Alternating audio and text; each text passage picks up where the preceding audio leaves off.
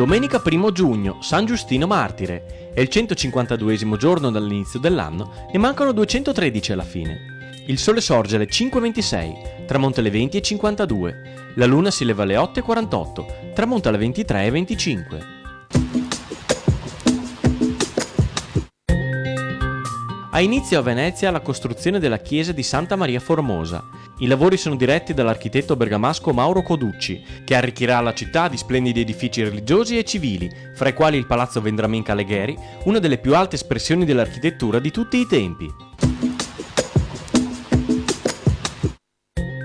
L'olivo è tornato a crescere ai piedi del bosco del Cansiglio per dare un olio extravergine di qualità superiore. Lunedì 2 giugno a Cappella Maggiore mostra mercato olio extravergine di oliva, con diversi prodotti italiani e stranieri.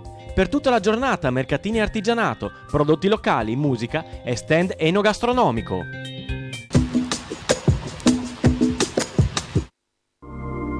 Le previsioni per domani. In pianura e lungo le coste cieli sereni o poco nuvolosi. Sui rilievi alpini, dopo un avvio di giornata stabile, formazione di qualche rovescio e temporale sparso in locale estensione alle alte pianure entro il tardo pomeriggio.